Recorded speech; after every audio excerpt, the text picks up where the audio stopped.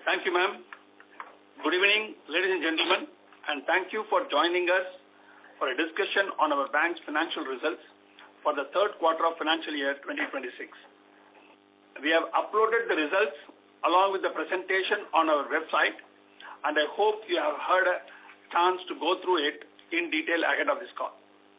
As always, I am joined by Mr. Rajiv Ahuja, Mr. A.D. Payar, and other members of our management team to address any questions you may have. Before we get into the details on Q3 operational performance, I would like to briefly touch upon the business trends of the quarter. Our advances grew 14% YOY and deposits grew 12% YOY. This was after we reduced our IBPC outstanding from 4,500 crores to 1,500 crore. The CD ratio stands comfortable at 86.1%. The granular deposits, which remain our focus area, grew 15% and constitutes 51.5% of total deposits. On asset side, secured retail assets grew 25% YOY, while unsecured advances have now stopped degrowing and it grew 1% sequentially. In the wholesale segment, our commercial banking business grew 30% YOY, driven by calibrated investments in relationship and credit teams across existing markets, along with the selective expansion into the new geographies. The disbursal in JLG segment has reached monthly run rate of 700 plus crore with improvement in yearly bucket collection efficiency and reduction in slippages and SMA bucket balances. In credit cards, we achieved over 1 lakh card acquisition in a single month for the first time, post cessation of our new sourcing through our Bajaj partnership. The cards in force grew sequentially after 6 to 7 quarters of reduction. The spends per month are comfortable at the run rate of 7,000 crore. The credit card slippages continue to be slightly elevated, and we expect this trend to continue for 2 more quarters. On the interest rate front, the bank has absorbed 100 bips of repo rate cut done till June 2025. The rate action taken in savings and the repricing in term deposit rates has resulted in NIM increasing by 12 bips sequentially this quarter. The bank expects term deposits to reprice further in Q4 FY26. And together with the improved disbursals in better yielding assets, we expect the margins to be marginally better in next quarter even after 25 bips repo cut in December 2025. We have adapted a calibrated approach to deposit repricing, including savings account rates, and remain confident of continuing this gradual normalization in a measured manner. During the quarter, we accelerated branch expansion by adding 18 branches and will sustain this momentum to strengthen our physical footprint and support growth in retail deposits. We have made meaningful progress in leveraging branches as a fulcrum for asset growth, with increased branch-led sourcing across gold loans, working capital, secured business loans, home loans, and credit cards. While this remains a work in progress, we are encouraged by the direction of travel and expect the pace of traction to further improve. The disbursal from branches is at a monthly run rate of rupees 400 crore.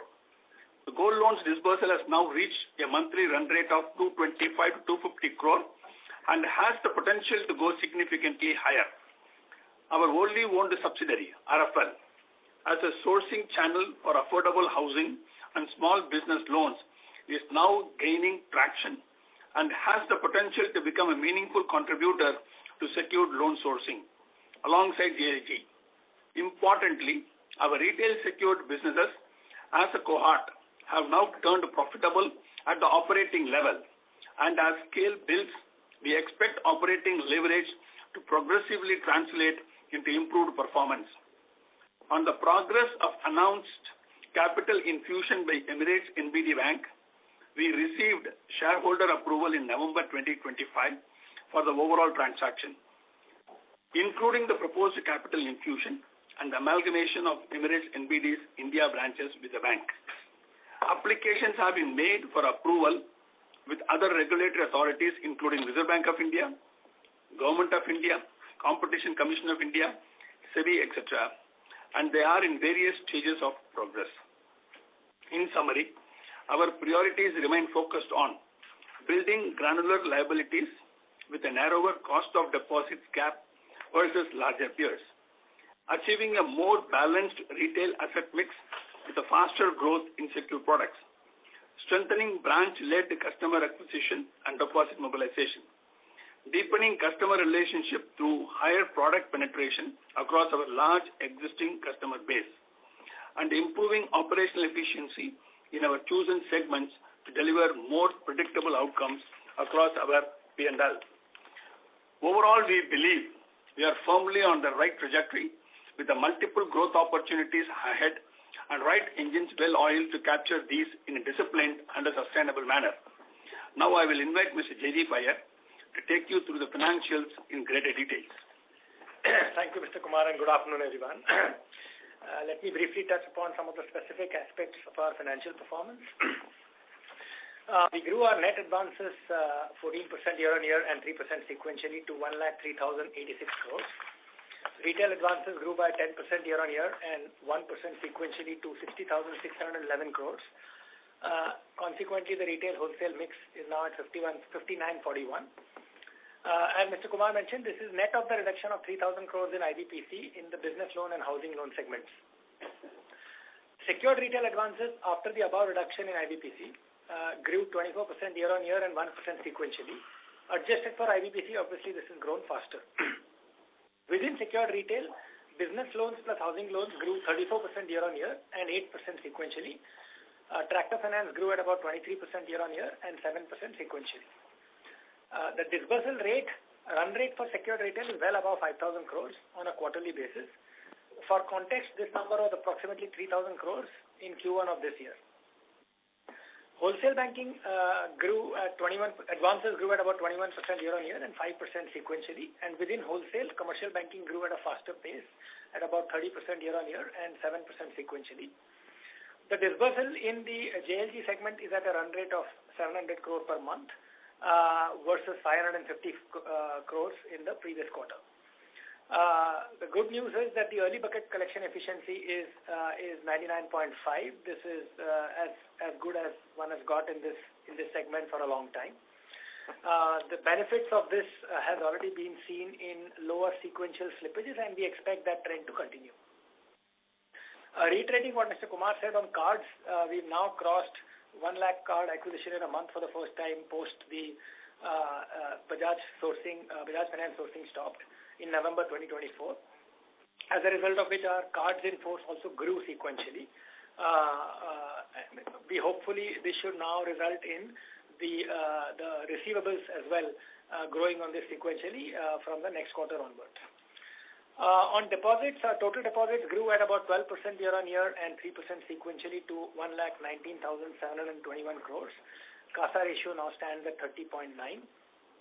Our primary focus area being granular deposits, as we have mentioned several times in the past. The focus is on deposits less than 3 crores, which grew faster at 15% year-on-year and 4% sequentially to 61,632 crores and now constitutes 51.5% of the total deposits, vis-a-vis 51% in the last quarter. Branch banking-led deposits grew 18% year-on-year and 3% sequentially, accounting for 66% of the total deposits of the bank. Average LCR continues to be healthy at 125%. CD ratio, as Mr. Kumar mentioned, is about 86.1. We are quite comfortable with the range of 83 to 87% on the CD ratio. Our cost of deposits for the quarter was down to 6.2% versus 6.26% in Q2. Our savings account cost for the quarter was 11 basis points down sequentially to 5.15. Similarly, our cost of TDs is down 23 basis points to 7.29 versus 7.52 vis-a-vis last quarter. We've also taken a rate action in savings where we've reduced the peak bucket down to 6% from 6.5%. We do expect cost of deposits to further decline in Q4 and therefore should help to marginally improve the margins, even though the full impact of the December repo rate cut will come in Q4 of this financial year. A little bit on our operating performance. Our NII was up 5% year-on-year, and more importantly, 7% sequentially to 1,657 crores. NIM, as a consequence, sequentially was up at 4.63% vis-a-vis 4.51. Other income in this quarter was up 13% year-on-year and to 10,1050 crore, and I'm excluding the one-off investment benefit that we had on a listing of a strategic investment we had in Q3 of FY26. So excluding that, it was up 13% year-on-year. Core fee income grew 10% year-on-year and 3% sequentially to 959 crores. Our total net income was up 2% year-on-year and 9% sequentially to 2,708 crores. OPEX grew less than revenues at 8% year-on-year and 2% sequentially to 1,795 crores. Our cost-to-income ratio as a consequence is 66.3 versus 70.7 last quarter. A PPOP pre-operating profit was 912 crore, up 25% sequentially. As a result, our net profit for the quarter was 214 crores. We've also taken the gratuity provision due to change in the methodology of about 30 crores, which is a part of the reason for net profit to be at 214 crores. On asset quality, in terms of net NPA ratios and GNPA ratios, we are down. GNPA was down 45 basis points quarter-on-quarter to 1.88, and net NPA was down 2 basis points to 0.55%. Provisioning coverage ratio is healthy at about 71.1%. Our total net slippages in the quarter was 711 crores, down from 918 crore in Q1 FY26 and 727 crores last quarter. Net slippages in wholesale was negative, which has been the trend for a while, aided by recoveries, negative of 9 crores. Credit card slippage was 539 crores. JLG was 130 crores, and the rest of the retail was 51 crores. So essentially, our major slippages are pretty much from cards and JLG, with a materially reducing trend in the JLG business. JLG is also further reduced at 124 crores, in line with improving collection efficiencies. We've also seen improvement in resolution rates in bucket 1 and bucket 2. Also, we now have 80+% of our standard JLG portfolio is now covered by CGFMU.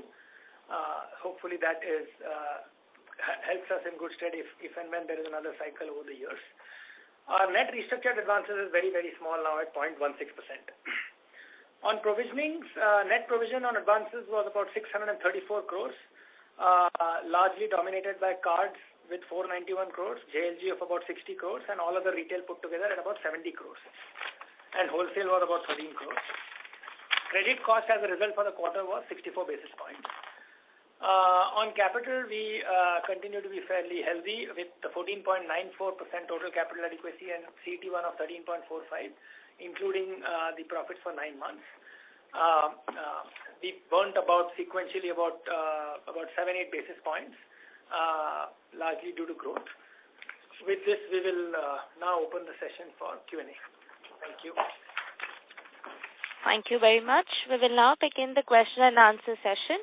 Anyone who wishes to ask a question may press star and 1 on the touchtone telephone. If you wish to remove yourself from the question queue, you may press star and 2. Participants are requested to use handsets while asking a question.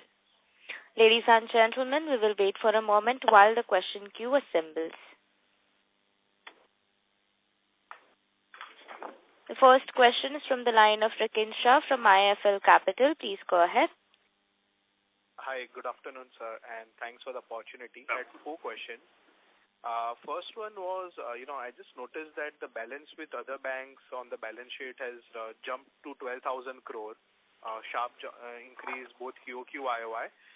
Partly it's a function of, I guess, reduction in the CRR, but instead of deploying it elsewhere, it has again gone to other banks. So just wanted to get a sense, will this build-up continue, or do you intend to deploy that in either GSEC or loans in the coming quarters?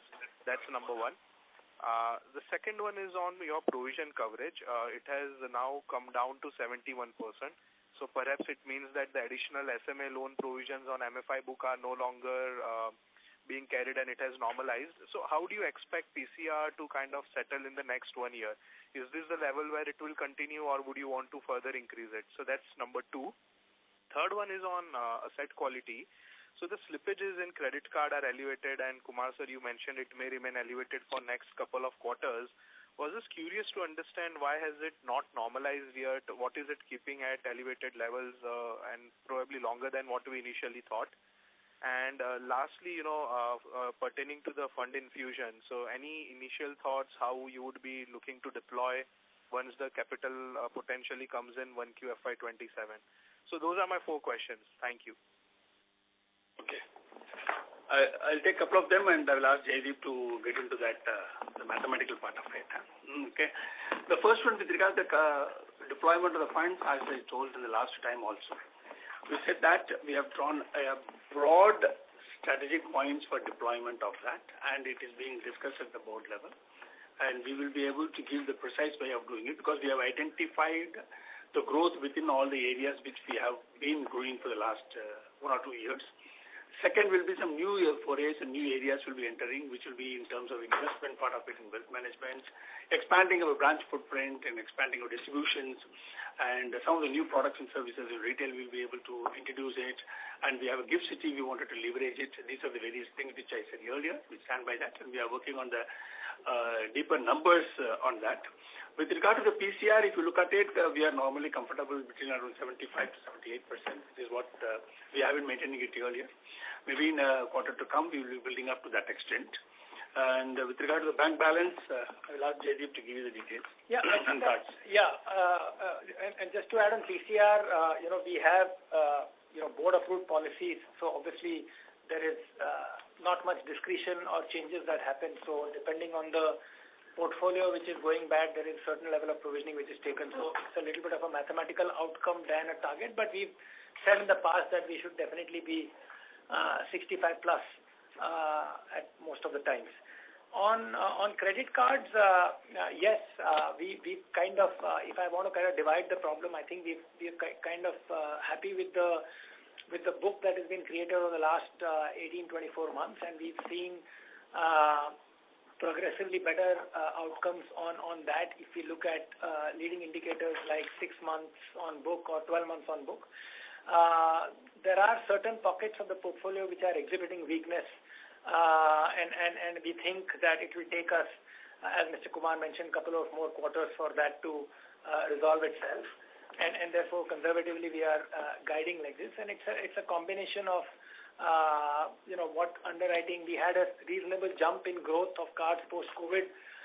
So part of that could be related to that. Part of that is also related to some macroeconomic weakness. Some of that is also related to the fact that we are withdrawing from many pockets because we were fairly distributed on cards when we had a partnership with Bajaj, and we are now wanting to kind of focus in more in the top, let's say 80, 100, 150 locations rather than being far more spread out. So as we withdraw from fringe geographies, there are some impact on collections that happen. So I think it's a combination of that. The good part is that we are quite confident of where we see this resolutions improving and what is the kind of risk underwriting that has happened over the last 2 years. So there is reasonable predictability on what we are seeing, and hopefully we'll be able to demonstrate that over the next let's say 2 to 3 quarters. On the balance sheet front, on the first quarter, it's actually a single day phenomena. So if I look at daily averages, I don't think it will be so stark. But some deployment of excess liquidity in a manner which was more tactical at that point in time is more a consequence of that rather than anything from a structural trend to read into that.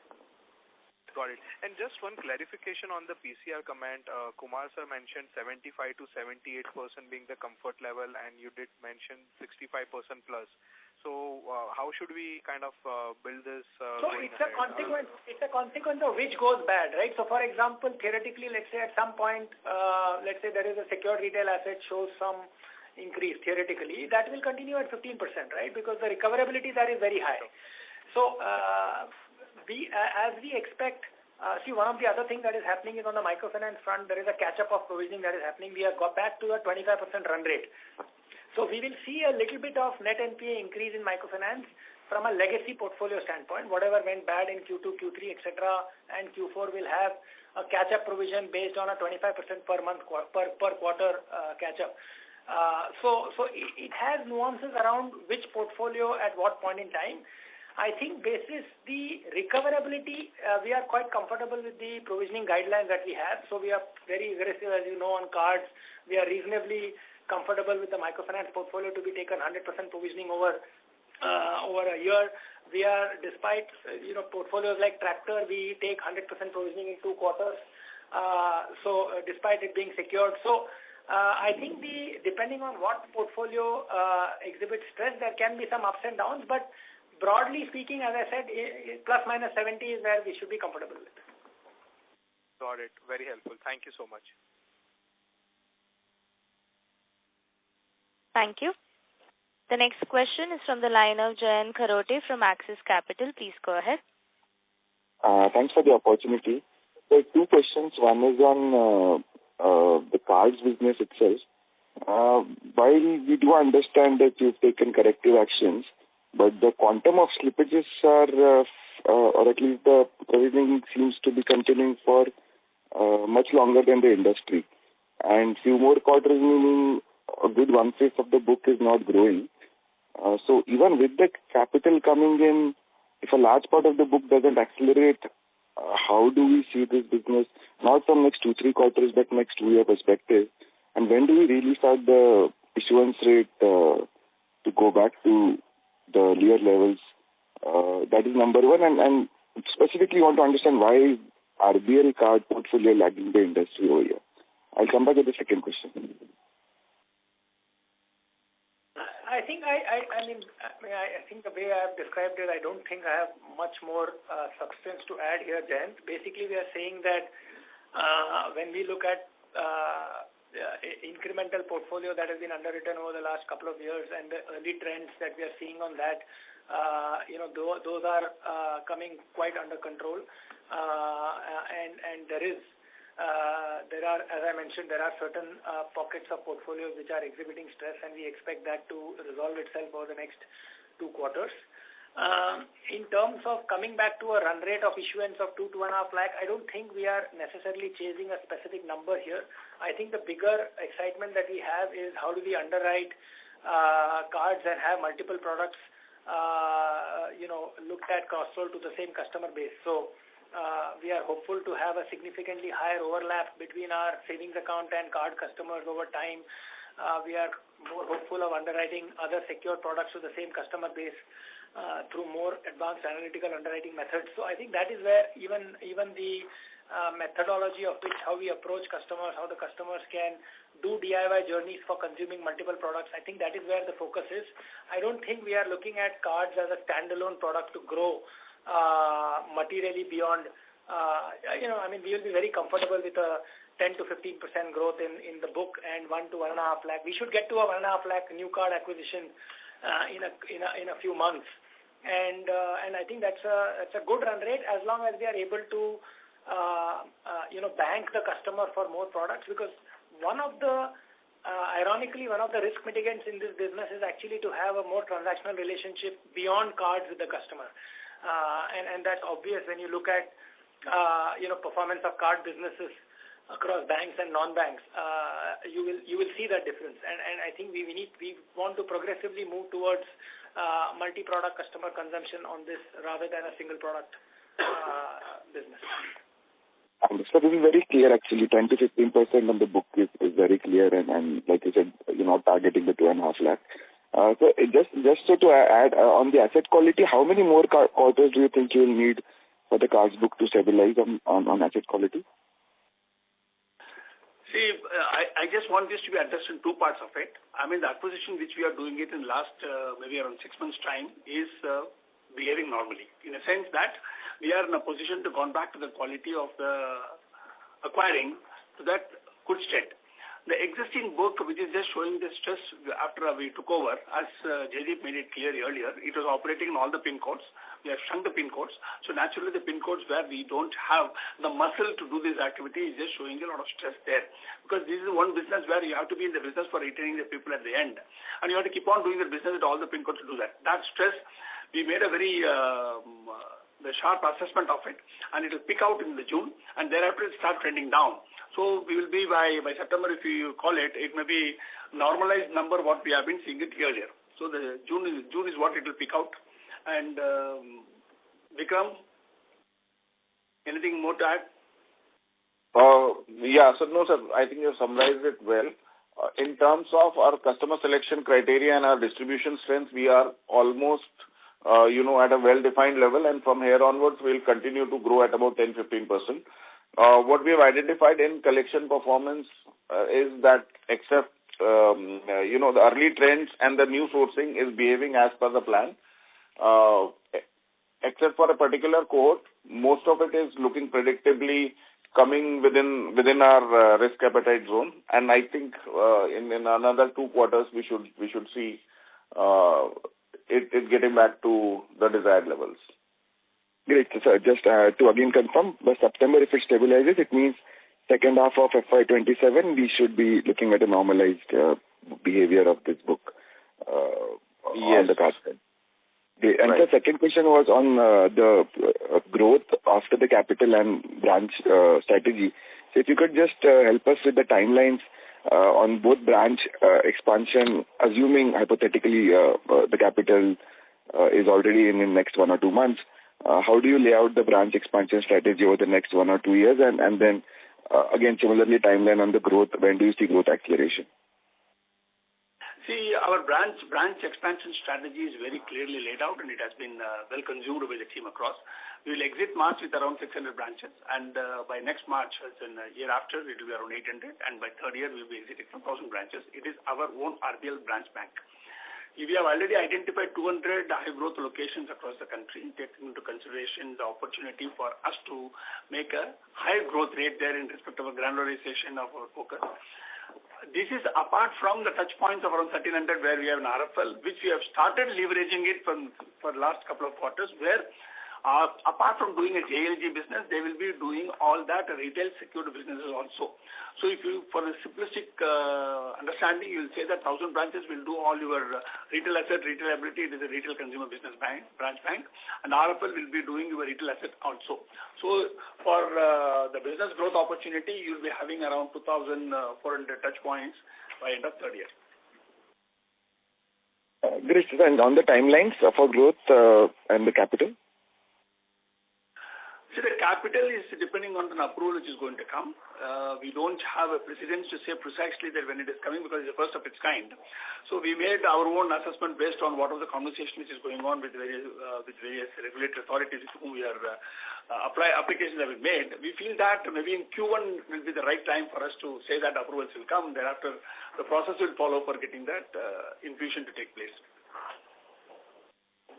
And post the capital, would you take time to start growing, or you think you already have the right plan in place? Right now, we are already growing in 25% to 30% range. If you see it, my wholesale is growing at 21%, and commercial is growing at 30%, and retail secured is growing somewhere around 30%, which all of them put together is somewhere around 70 to 74%, because our unsecured and JLG put together is 26. Remaining is this. This cohort is growing at the rate of around 25% given. So with the capital, with an expansion of the footprint, naturally it has to be much above the 25% what you are talking about. It can be another 10%. So the growth is something which is given and assured. With our current growth rate, our run rate will go faster. Instead of getting forced, maybe that we will continuously reaching the boundaries much easier. Great. This is very clear. Thanks for the transparency, sir, and best of luck. Thank you. The next question is from the line of Kunal Shah from Citigroup. Please go ahead. Yeah, thanks for taking the question. So, 2 questions, particularly now getting onto the credit cost. So given that the pain on the credit card is continuing, now how should we see the credit cost settling? And I heard that maybe the credit card slippages would peak out in maybe June. So do we see a much elevated levels even compared to that of 2Q going forward, 3Q going forward? Or maybe this is the level which can be sustained? And what would be the overall guidance on the credit cost side? So, Kunal, I think on slippages, we are not suggesting that this is going up. I mean, we are broadly talking about current range, which are obviously elevated from where it ideally should be. There is no suggestion that we will see anything more than the range that we've been in. I think on credit costs, maybe it's going to be two different halves next year because cards will play a role. So I guess the first half will be in somewhat in the current range, maybe a little lower because microfinance is coming under control. But second half should start seeing significant improvement on credit costs. Okay, so maybe this kind of a run rate of 2.5, 2.3 to 2.5 should continue for a few more quarters. No, I'm saying not few more quarters. I think, within this, I think microfinance is coming down. We are not seeing any material challenge in any other part of the business, whether it's wholesale or secured retail. And so if microfinance comes down, we should see some moderation on credit costs. But, I'm not getting into precise number guidance here of 10 basis points or 20 basis points, but we should not go beyond this range, clearly. And as and when the card situation improves, which as we are saying, should start looking better from September. So second half of next year should start moderating in terms of credit costs quite materially. Sure, got it. And second question is with respect to the cost of deposits benefit. Maybe in fact when we look at it, it's not coming through much. Even like this quarter, it's been down just 6 odd basis points. So when do we see this eventually cost of deposits benefit to flow in? When we look at it maybe from 6.53, it's still down to 6.2. So maybe when we look at it, maybe when should a larger part of this benefit flow in? And again, like maybe savings is seeing the benefit. TD, we saw it like 23 odd basis points this quarter. So TD benefit should continue for another two quarters, given the average maturity. Yes. Yeah, so Kunal, I think the TD trend is quite clear. The savings account reduction is calibrated consciously. I think where there is a little bit of a challenge is that the CASA ratio on a daily average basis is a little bit of a challenge given the situation in the industry and the fact that we are also reducing SA rates. So if I look at TD rates, I think yes, that trend will continue because repricing benefits will come over time.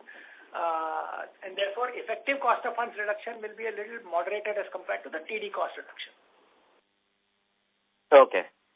Okay, got it. And one last question on ECL, maybe if you have again recalibrated the impact and maybe gone into much detail about it, what could be the overall ECL transitioning impact now?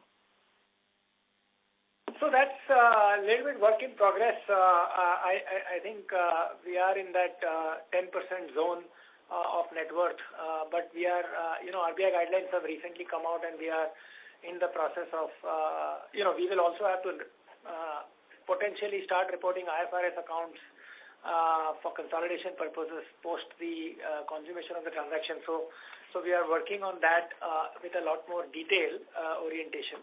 And as and when we have visibility, we'll come back. But we should be plus minus broadly in that 10% zone of net worth. Okay, got it. Thanks and all the best, yeah. Thank you. Next question is from the line of Jai Mundra from ICICI Securities. Please go ahead. Yeah, hi, good afternoon, and thanks for the opportunity. Just first question on RBI approval. So you mentioned that you have also sought approval for amalgamation of Emirates India branch, and of course there is an approval pending for the transaction. Are these two separate approval or they are like one approval only? There are two different approvals. It has to be first one is in respect of consummating the transaction. The second will be the amalgamation of the branches into it. And we also made a statement, during the intervening period, we also sought the permission for running the two entities, this is also the third approval which has also gone. All the three approvals are independent of each other. And they will be considered concurrently because everything has a linkage to every other approval. It is not, nothing can be given on a standalone basis. and it starts in sequence. Maybe, yeah. Okay, sure. No, that is very clear. And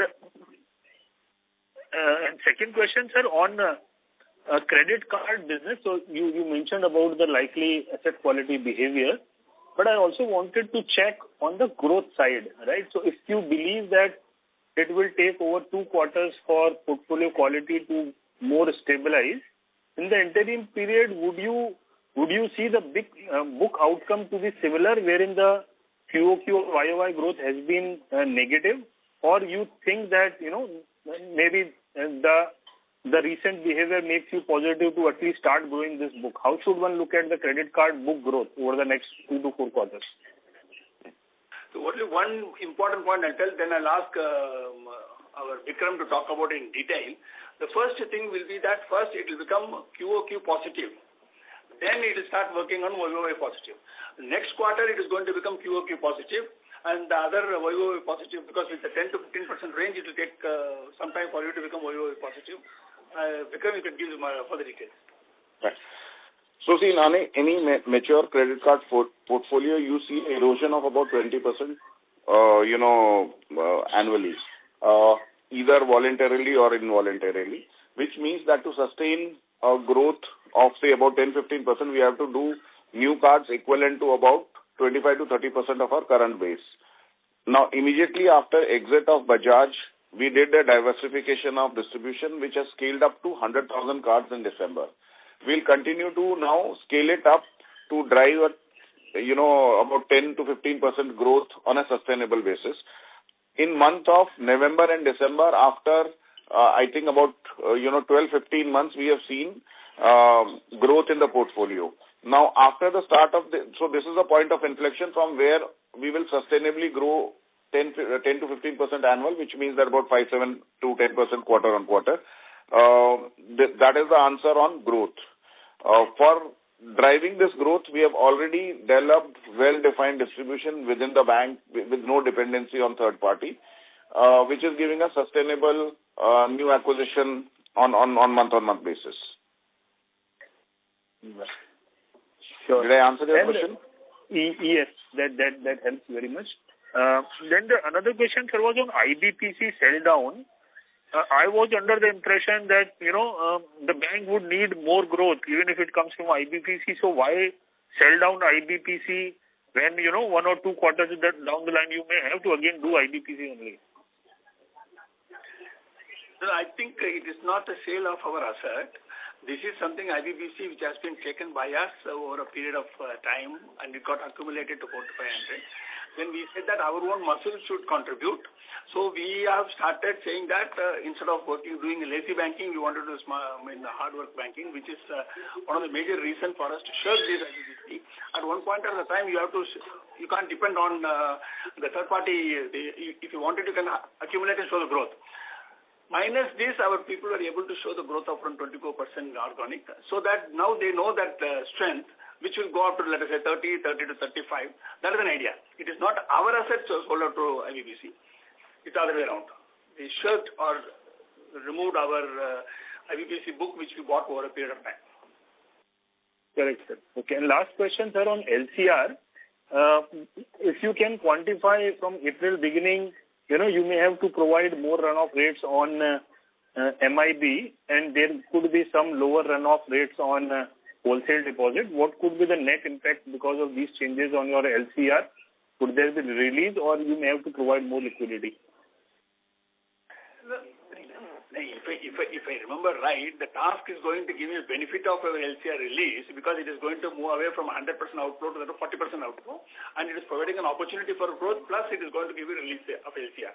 I don't think there is going to be a problem of LCR. Yeah, marginal benefit only on the net basis. Release situation. Release. Sure. The only thing is that you have to provide more on the mobile and internet banking, but that will be offset, right, by the lower runoff rates. Yeah, correct. Okay. Sure. Thank you and all the very best. And congratulations, Jaideep, for your elevation. Thank you. Thank you so much. Thank you. The next question is from the line of Piran Engineer from CLSA. Please go ahead. Yeah, hi team. Congrats on the quarter. Just few questions. Some might be repetitive, but on this credit card slippages, so I understand that the new cohorts are doing better. Do you think it's also an issue with our collections infrastructure? Like maybe when it was with Bajaj, they have a vast collections infrastructure across multiple products, multiple districts. Obviously, it will be much bigger than ours. And now when we move to ours, that is one of the reasons. So it's not just the quality of the customer, but the ability to recover, which has impacted slippages. What do you think of that? Yeah, Jay. Vikram, you can answer. Yeah. Hi. So, see, when we had done a very rapid transition in January, in somewhere in last financial year, there definitely was a transition impact which was there. But when we look at our collection outcome today, they are operating, almost 5% better than what they used to operate in Bajaj's collection management days. Our problem is not generally at a portfolio quality level. We have identified there's a particular cohort which is giving us a little bit of a grief.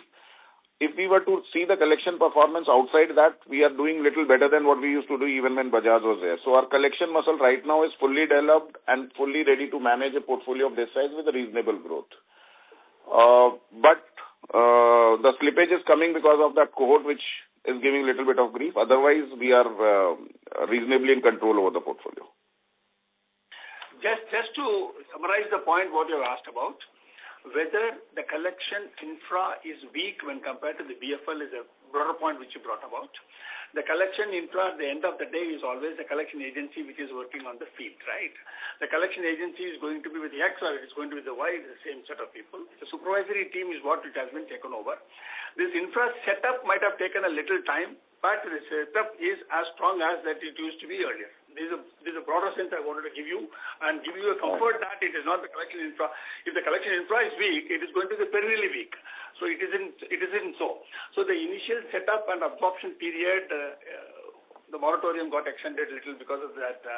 The locations on which we have to work on is much beyond the pin codes where we have been set up our pin code. That creation has taken a little longer time. And we have, accelerated the issuance only after fixing the collection infra issue. So, we had paused our growth plans till the collection infra was 100% in control and was delivering at the original level. So that is the thing that we want to submit. Okay, got it. Secondly, when our secured retail slippages, are we happy with current levels? Is this built into our profitability matrix, etc., like 167 crores a quarter from a 35,000 crore book? If I look apples to apples with other banks, obviously it's high, but we do understand that you all have to take higher risk bets because of your cost of funds. Is this in line with your estimates or not, is my question. No, Piran, so a couple of things. We have a very small agri portfolio, which had some couple of accounts of about 15-20 crores this quarter. If I divide the book into, let's say, 2-3 parts, if you look at mortgages, which will include small LAP, micro LAP, housing, prime LAP, all of that put together, I think we are in a relatively negligible slippage situation. And you should look at net slippage on this, because there are certain businesses where because of the guidelines you do have slippages, but then they get upgraded. So other than a couple of quarters back we had an issue with our working capital business, and this time we had a couple of loans on agri, but these are not anywhere symptomatic of the portfolio. This is anecdotal, and I think we are, other than tractors, which by definition goes at about 2-2.5% of the portfolio as slippage or credit cost, we are quite comfortable with where we stand on this. Okay, got it. And just your 15,000 crore secured business loan book, that's fixed rate, floating rate, what's the average tenure like?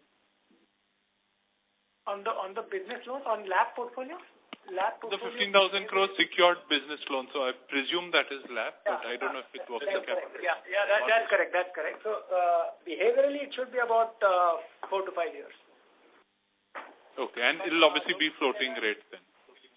Yes. All entire retail is pretty much linked to repo and floating, other than cars and microfinance and RBL and tractors. Yeah. These basically. And gold also. And gold also. Yeah. So basically mortgages and working capital. Got it. And just lastly on CASA now, you mentioned industry-wide pressures, but is it just simply that your customers are moving from SAR to TD after the rate cuts? See, we saw that assessment. Some of them have moved from one bucket. The people who are there in the higher bucket has moved partly to that TD. But one thing I wanted to tell you that NTB, which my team is able to mobilize even after the cut, is just outweighs even that outflow which we have seen it here. If you look at it in the last 2-3 cuts, the total net outflow is somewhere around 200 or 300 crores only for the book of around 18,000 crores, which is a sign of holding the customers together. So this also not the one which left the bank. Majority of that gone to TD. Got it.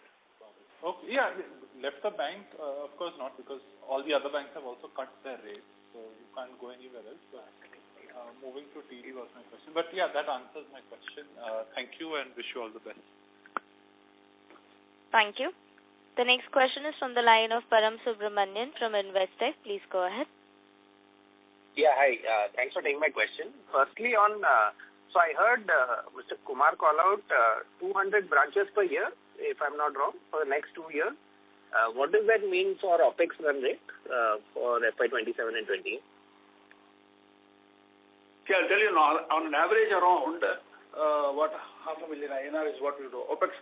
I think, so let's say simplistically, if you look at 200 branches for fiscal 27, we will look at an average rollout impact from a P&L standpoint of 100, and one should assume a 60 to 70 lakh operating cost run rate per branch, and therefore that will translate to 60 to 70 crore in FY27. Naturally, the next 60 to 70 crore of that full impact will come in fiscal 28, and then fiscal 28 will add another 100 branches for the year average. This is a 200 full year, and so that's how the cost will pan out. But I think the reason we have confidence of visibility, one is obviously there will be capital coming in. Second, we will continue to improve profitability on our secured retail.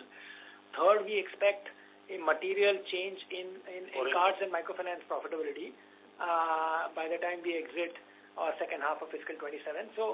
So I think when you put all of that together, I think we are quite comfortable in taking these expansion costs because ultimately we'll have to balance at some level of growth, and it's easy to grow loans. We'll have to obviously, if you have to grow deposits, and that too deposits at a cost which we are comfortable with, because we do have a stated intention to reduce the gap.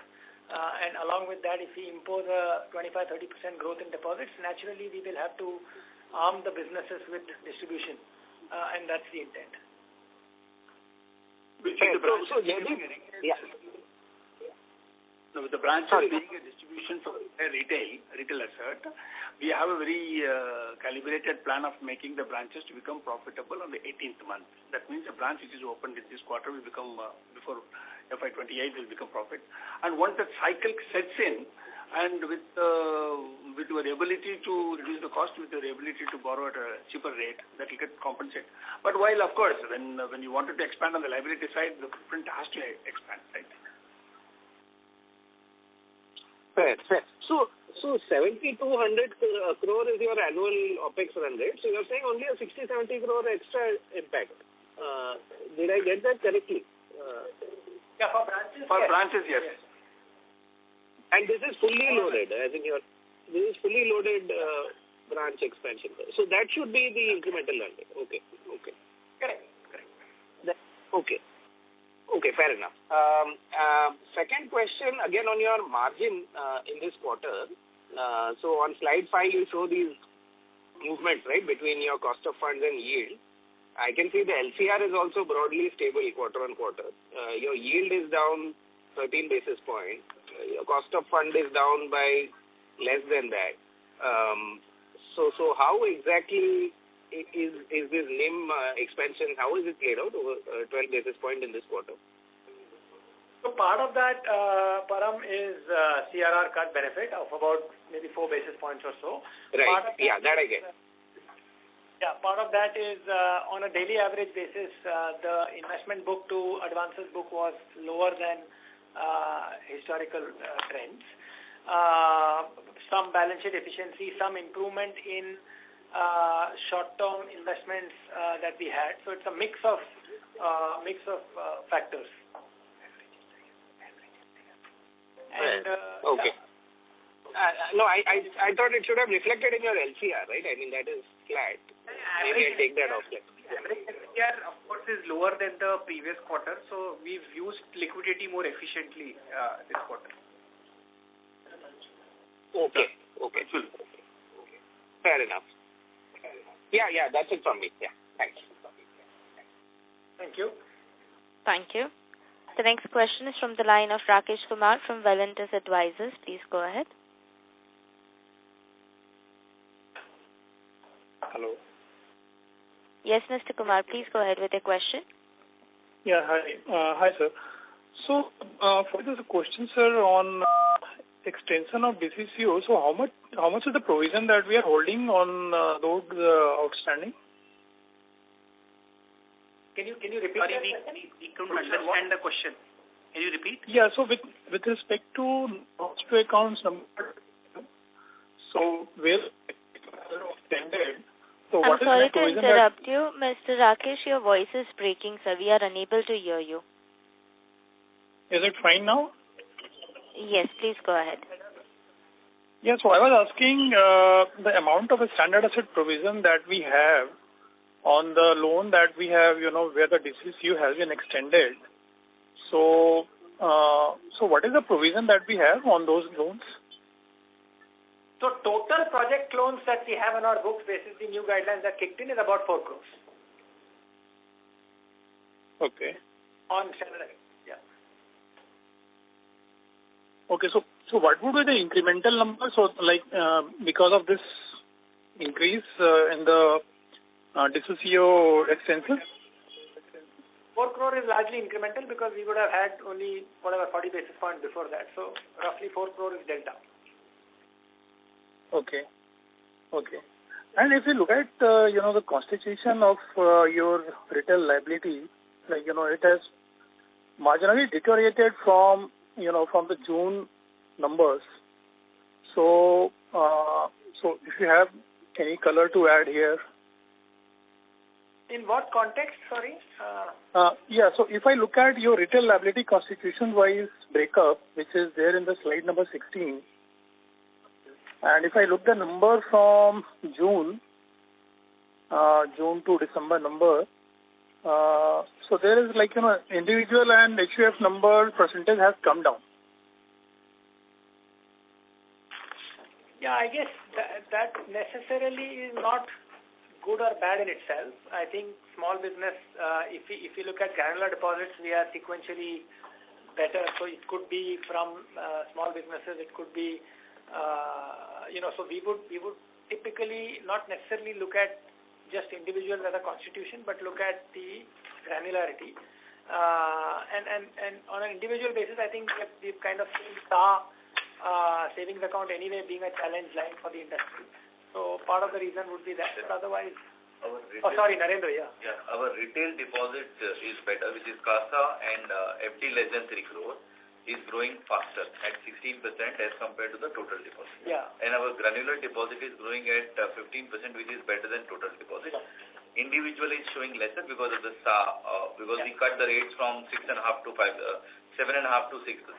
But on the retail deposit growth and granular deposit growth, we are growing at a faster rate. Got it. So just third question lastly, TD has from the March number, it has fallen by approximately 40 bips to now. Considering that what is the fresh deposit fall that has happened in the system as per the RBI number, what should be the acceleration in the additional fall in the TD cost? So would it be around 70 bips or 80 bips, assuming that there is a complete pass-through happening in the outstanding TD number also, in line with fresh TD number? So, how do you think that, would it complete in next 6 months, 9 months, or 1 year time? I think it should complete in a maybe a 9-month kind of a time frame. The typical average maturity of TDs would be in the 9 to 12 month zone on a blended average basis. And the latest cut, I think the issue is that, I don't know, maybe we have another 20 basis points to go in terms of incremental TD cuts, at least in this cycle. And therefore, I would not go to the extent of 70-80 bits. I would say 30-35 bits is what we would have broadly as some more room to go in terms of overall TD cuts, cost of TDs coming down. In the next 3 quarters? In the next 3 quarters, right. Yeah, so from the liability side, at least we are very safe on the margin front, on the liability side, at least. Yeah, I think, I guess, in our case, there are multiple plays on margins, right? So, we went through a period where there were rapid repo cuts, and there was a material reduction in our microfinance and card book contribution to total, right? So now both seem to have bottomed out, and therefore we are, it's difficult to predict long term, but clearly over the next 3 months, maybe even 6 months, we should see margins improve a bit. Thank you, sir. Thank you. Thank you. The next question is from the line of Shailesh Kanani from Centrum Broking. Please go ahead. Yeah, good afternoon, everyone. Thanks for the opportunity. I have 2 questions. So first question is indicating... I'm sorry to interrupt, Mr. Kanani. We are unable to hear you, sir. Your voice is breaking. Is this better? Yes, please go ahead. Yeah. So my question is to Mr. Kumar indicated that the retail secured portfolio has begun contributing to the profitability at the cohort level. So can you please provide a product-wise breakup in terms of profitable, break-even and yet to break-even products? Shailesh, I think the prime housing followed by prime LAP tractors is already profitable. Gold loan is getting to be profitable. I think LAP is profitable. Yeah. Only PH. Prime housing is yet to catch up.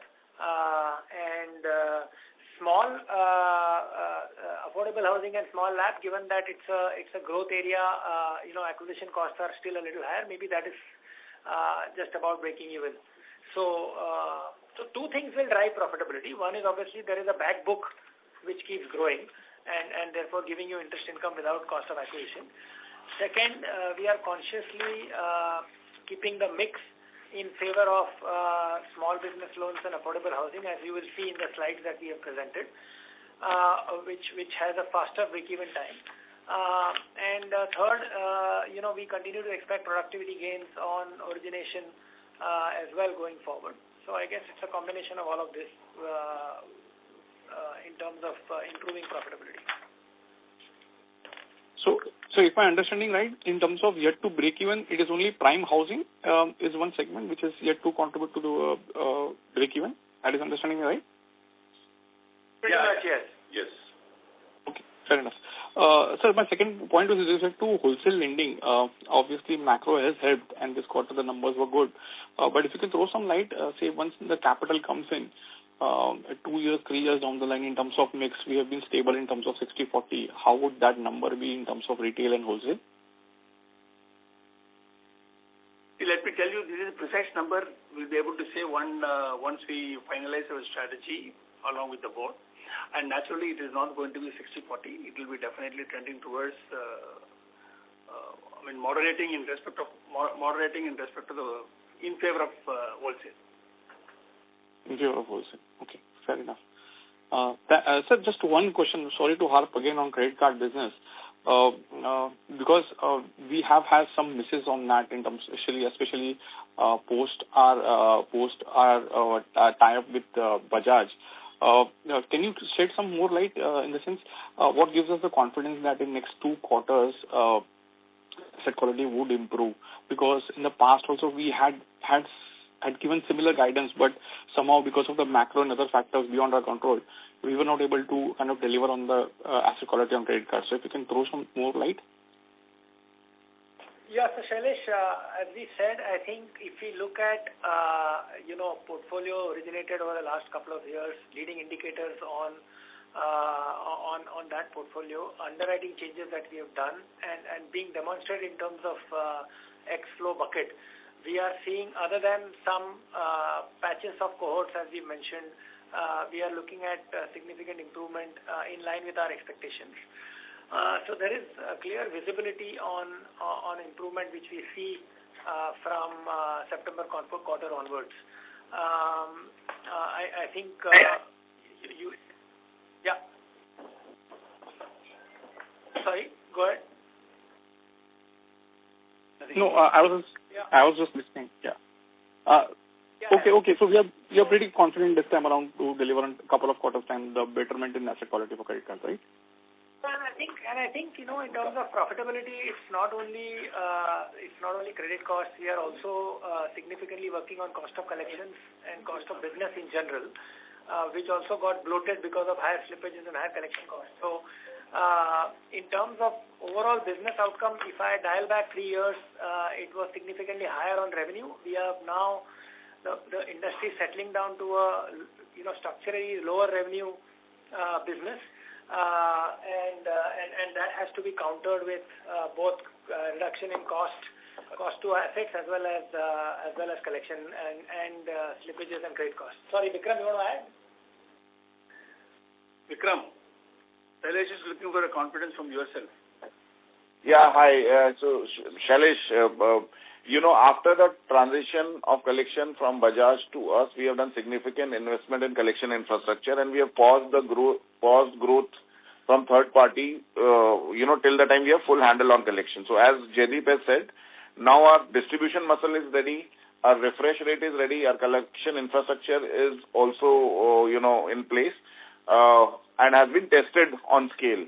Our incident of defaults are significantly lesser. I mean, they are right now at, I think, all-time lowest since we started the business. Our resolution rates are back in the required range. Now, what we are dealing with is a particular cohort which we will, I think, sort over next, 2 quarters of sorts, and then we should be back in absolute full desired levels. That's very helpful, Vikram. Thanks a lot and best of luck, everyone. Yeah, thank you. Thank you. The next question is from the line of Van Solanki from RSPN Ventures. Please go ahead. Hello, am I audible?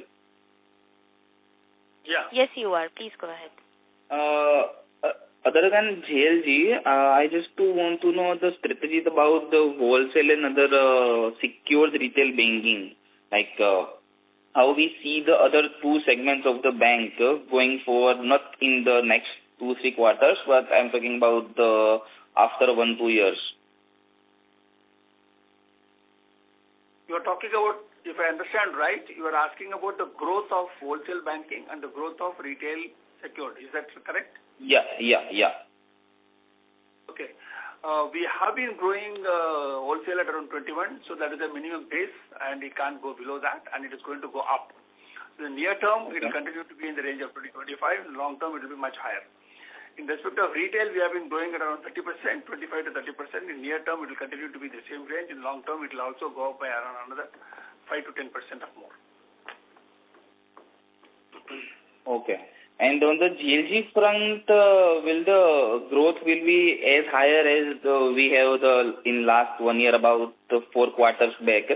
Will it be possible for us to go back that kind of growth in unsecured sector? No, unsecured, we have already come on record to say that we will not be growing disproportionately high. We reduced it from 36% to 26%, which will come down somewhere in the range of around 22 to 25 in that range. If that is what we are looking at it, we will be going in the range of around 10 to 15%. Right. Yeah. Okay. Thank you. That's from my side. Thank you. Thank you. Ladies and gentlemen, we now conclude the question and answer session. If you have any further questions, please contact RBL Bank Ltd via email at ir@rblbank.com. On behalf of RBL Bank Ltd, we